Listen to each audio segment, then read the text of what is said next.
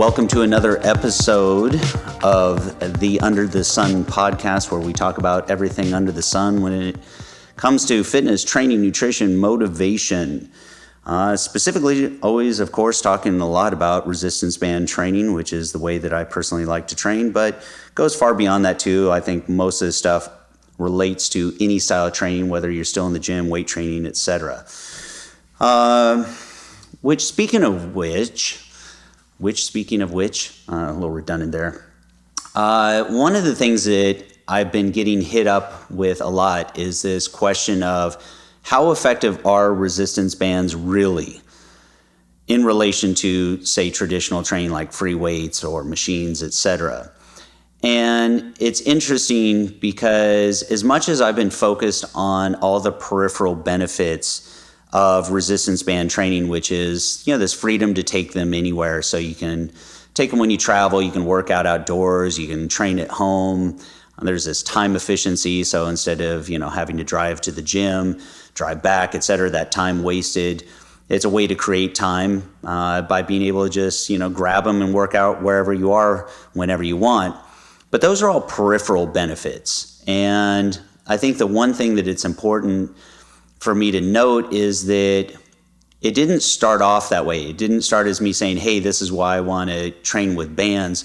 My primary reason is because they are effective means of training.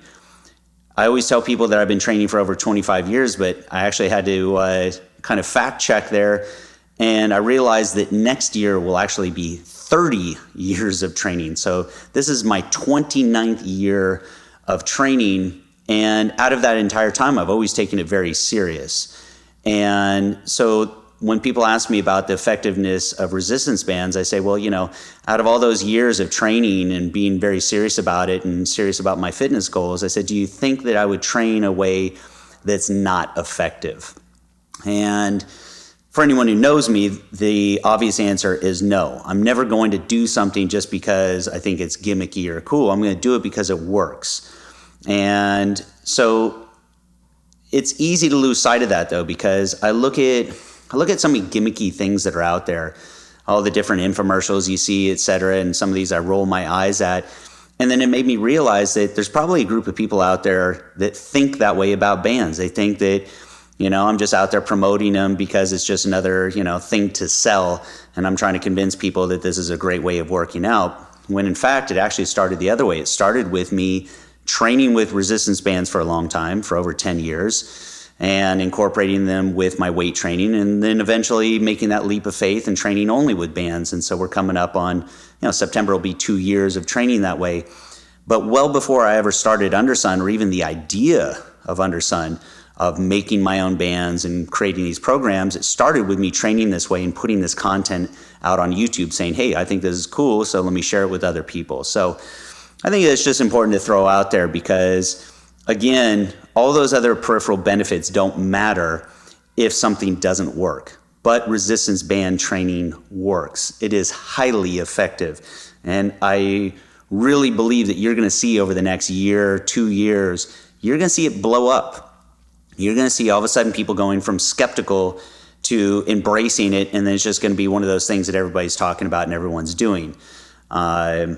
And that's why the skepticism doesn't bother me because, one, I get it. I understand.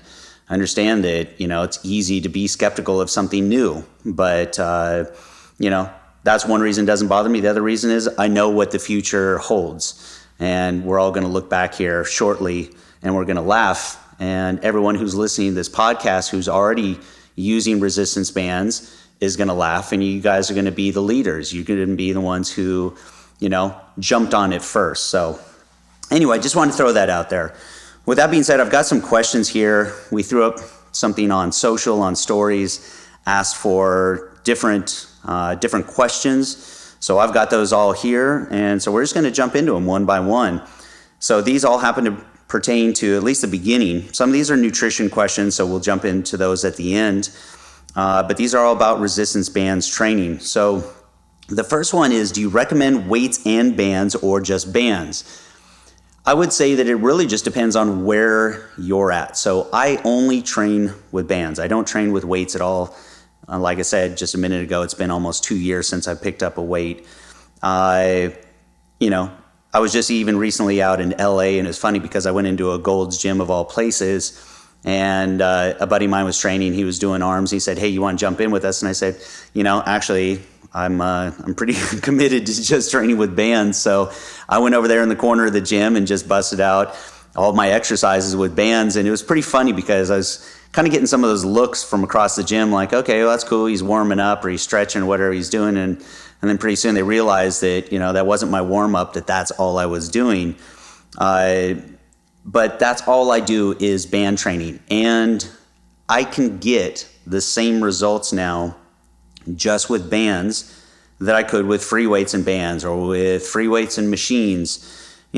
Bands are just another tool, just like free weights are a tool, just like machines are just a tool. And depending on how you use them, if you use them the right way, you can get the same results.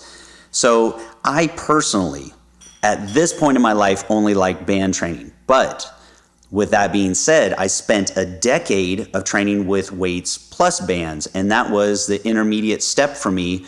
That's what eventually built up my level of confidence in the effectiveness of bands. I got to baby step my way into it and try it out little by little. So first it was exercises, literally combining the two at the same time. Then I started combining them in the sense that I would do certain exercises or certain sets with only weights, and then I would do certain exercises or sets with only bands. And then eventually it was like, okay, well, now I have that confidence that I can go to bands only, because I didn't see anyone out there doing it. There wasn't anyone that I was looking at and saying, yes, they train with the same level of intensity or have the same expectations for their fitness goals that I do. And so I wasn't able to look towards someone else to build that confidence. So I had to do it for myself. But with that being said, I am a big believer in training with free weights with bands. If I were to ever go back to free weights, I would absolutely combine them with bands. And during that period of time when I trained that way, it was at that point in time the strongest I had ever gotten. It started with core exercises like bench press, squat, mainly what you see powerlifters using bands with. So it started with my primary movements, compound movements, and eventually I started combining them, doing isolation exercises with them. So it really, like I said, just depends on where you're at. If you still enjoy going to the gym, you still enjoy weights, then I would say use bands plus weights. If you really don't enjoy going to the gym anymore or don't have access to weights, then you can use just bands. But long story short, you can get the same results with either. So with that being said, moving on, do you train better in the mornings or evening? Well, I've trained with both. It used to be that I trained in the evening because it just seemed to be more convenient for my schedule. Now I train in the morning, and the reason is it's easier for my nutrition plan. And here's why I say that. I'm a big believer in post-workout nutrition. That's when I actually get the majority of my carbs for the day. So I follow a nutrition strategy that is not low carb. It is definitely probably lower carb, meaning that I'm only consuming the amount of carbohydrates that I'm depleting in a day. So our body actually holds on to glucose in the form of glycogen stored in our muscle and liver. And then when we're doing high intensity exercise, we're depleting some of those stores. So I am replenishing my glycogen stores, and I'm doing that post workout. Now, if I were to work out in the evening, I probably would have to change my nutrition strategy, because the last thing that I want to do is consume carbohydrates later in the evening. Matter of fact, as the day goes on, my meals get smaller towards the very end of the day, and I start to eliminate carbohydrates as I go towards later in the day. Because remember, at the end, glucose is just a source of energy. That's all it is. And so most of the time our activity level drops off in the evening. We don't need all those extra calories. My whole goal is to try to create a nice, efficient calorie burning machine, so to speak, meaning that all fat is stored energy. So why would I want to encourage my body to store extra energy in the form of body fat? I'd rather take in the calories that I need and burn them as I need them. So that's the primary goal. So if you're taking in a lot of calories at the end of the day, especially carbohydrates when you don't have a lot of activity at the very end of the day, well, then there's a likely chance that your body's going to end up storing that as body fat. So my goal these days is an approach where I can still maintain lean muscle mass, build lean muscle, fuel performance, but at the same time maintain a lean physique. So everything really is built around that, which I have a nutrition strategy. It's one that I've been following for a while. It's been, let's call it a work in progress through years of trying different different nutrition strategies. So I've probably tried everything out there because I believe that you can't have an opinion about something until you've tried it. So I've done all sorts of intermittent fasting strategies. I've done low carb. I've done carb cycling. I've done keto. You name it, I've tried it. And so this is kind of the culmination of all the things that I like about different plans all combined into one, something that's sustainable, something that's a little easier to follow, something that you can make habitual, because that's the key to long-term success is sustainability. Doesn't matter how well something works if it only works in the short term and you can't stick to it long term. So that is something I'm going to be launching here in the next couple of weeks. Very excited about it. Been working on it long time with the team, and so you'll be able to see that very, very soon. Moving on to the next question. Can anyone get lean ripped using resistance band training? Well, how about this? You can get just as lean and ripped using resistance bands as you can any other form of training. Now with that being said, resistance bands, again, like I said earlier, are just a tool. So there's different ways to train with resistance bands, just like there's different ways to train with weights. For example, on the Undersun website, there's two different training programs. One is called TA2 Body Shock and one is called TA2 Build. Very different training styles, both using bands. One is a traditional muscle building program. It is a muscle specific bodybuilding split.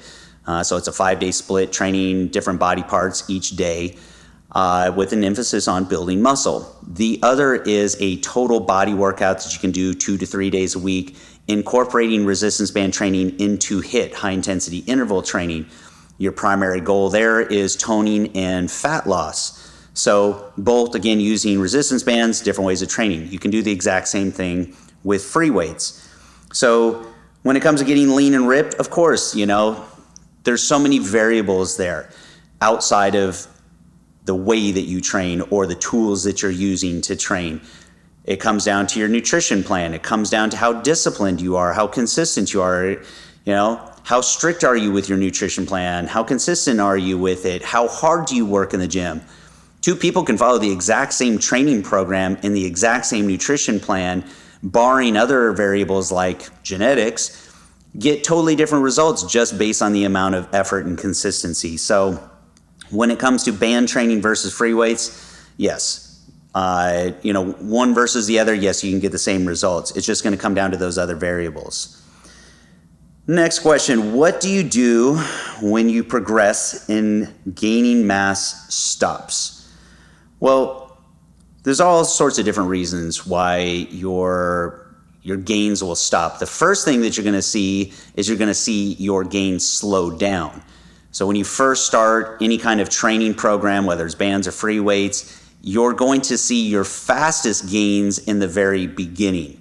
And I think there's this expectation that that same rate of development is going to continue, and that's not true. So you're going to see an initial adaptation right away in the beginning, especially a neurological adaptation, meaning your nervous system is going to get stronger. So even if you don't put on a lot of size initially, you're going to get stronger initially. But those first gains are the best and the easiest gains. From there on out, it starts to get slower and slower and harder. Then you're going to reach a point where you reach your genetic potential, and it's going to stop. And everyone's genetic potential is different. But we all have that. We all have a natural ceiling that you're going to hit. Like I've hit mine. I cannot get any bigger than I am naturally. This is my limit. and it doesn't matter how much food I eat. Well, no, that's not true. I could probably get a little bit bigger, but I'm going to put on a lot of excess body fat, and it's really not going to be lean muscle. So, but there reaches a point where I can't train any harder, I can't lift any heavier. There's nothing I can do to make myself bigger than I am now. Now, if I trained differently, let's say I trained for strength, I could definitely get a little bit stronger than I am now, but even then there's a genetic limitation on how strong you can get. So what do you do when your gains stop? Well, the first thing you need to do is look at what may be causing it. Are you getting proper nutrition? Because I see a lot of people that train really hard in the gym that don't eat the way they need to eat. And eating is the hardest part. Training's easy. Training, you go in, you train for an hour and a half tops. But if you train for an hour and a half, that's too long. You can go in there and you can train your ass off. But if you're not fueling recovery and muscle building by eating the right way, the right macronutrient profile, the right total calories for the day, you're not going to be gaining the way you need to gain. If you're not resting, if you're not getting adequate sleep, you're not going to recover and you're not going to be able to maximize gains. So again, just like the conversation before, there's a lot of variables here. And again, going back to training, are you truly pushing yourself as hard as you need to push yourself? The process of building muscle and going into the gym is really embracing being uncomfortable. You have to be comfortable with being uncomfortable. So if you're not pushing yourself past your comfort zone, then you're not training hard enough, because that's where muscle growth comes from. It comes from adaptation. It's pushing yourself beyond your current ability.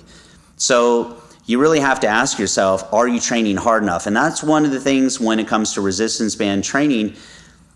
You have to push yourself just as hard as you would as if you were in the gym lifting weights. You have to have that same kind of intensity. You just can't go in there and go through the motions. You've got to really challenge yourself and up the ante with your intensity. So there's a lot of different variables, like I said, when it comes to why your gains have stopped. I've seen all sorts. Usually at the end of the day, if you haven't reached your genetic potential, then it's one of those other variables. But again, even based on genetics, everyone has a different genetic potential. You could have two people that could be the same height. They both could be guys, 5'10". They both could start weight training at the exact same time. They could train with the same intensity, same nutrition plan, and one guy is going to gain more muscle than the other. And that is where genetics come in.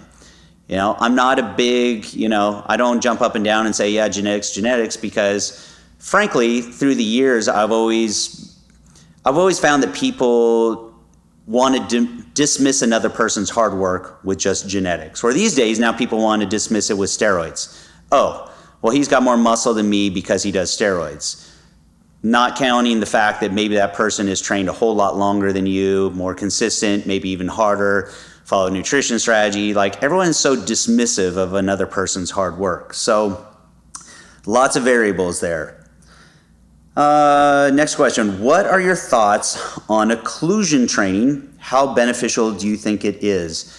So for anyone who's not familiar with occlusion training, if you've ever seen anyone in the gym taking any kind of strap, or honestly, you could use anything. You could use a bandana and tie it around your upper arm like Rambo.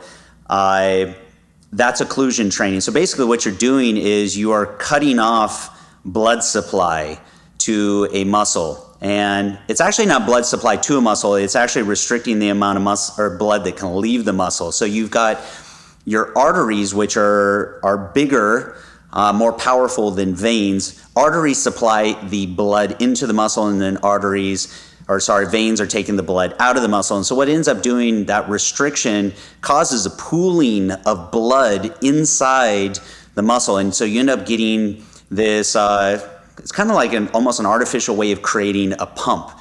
It's the same effect that you would get if you went in and trained with a lot of volume and just got this huge pump, because what's happening there is basically what's called metabolic stress. All that pooling of the blood and pooling of lactate in the muscle is a trigger for muscle building, for protein synthesis. So, there's different ways, different triggers for building muscle. One of them is just mechanical tension, basically, that resistance against the muscle. The other way is metabolic stress. And so occlusion training is a way to trigger that without having to go in there and train with the same amount of volume. So basically, it's kind of like a shortcut to getting a really good pump. The science is there. It supports it. So do I believe that it works? Yeah, I believe that it works. Have I ever done it? No, I haven't. Because I don't feel that I need to, because I know that I can go in there and train with enough volume and intensity to get a big enough pump to get the same effect anyway. So it's just another way of doing it. How about that? But does it work? Yeah. I mean, based on the data that I've seen, it definitely works. In theory, it works. So what I don't like about it, honestly, I don't know what it is. It just seems gimmicky to me. I just don't like gimmicky things. But again, someone could say that about resistance bands. But how to hit lower lats and upper lats with bands. Okay, here's the thing. Now, we have to, differentiate between different parts of your lats versus different parts of your back. Because when I was in the beginning of my training, I used to think, upper lats versus lower lats. Now I look at it and say, okay, there's just lots of different muscles in your back, and depending on the look that you're trying to get, different ways of training. So for example, if you want more width in your back, that's absolutely lats. If you want more detail, like that thickness in your back, that's coming from a lot of different muscles, and especially coming from your trapezius. Now, most people think your traps just, help you shrug your shoulders up, but they also pull your shoulders back. And it's called a trapezius because it's a trapezoid shape. It actually looks like a big diamond, and that goes all the way down to the middle of your back. And just like your lats, those muscle fibers run in different directions.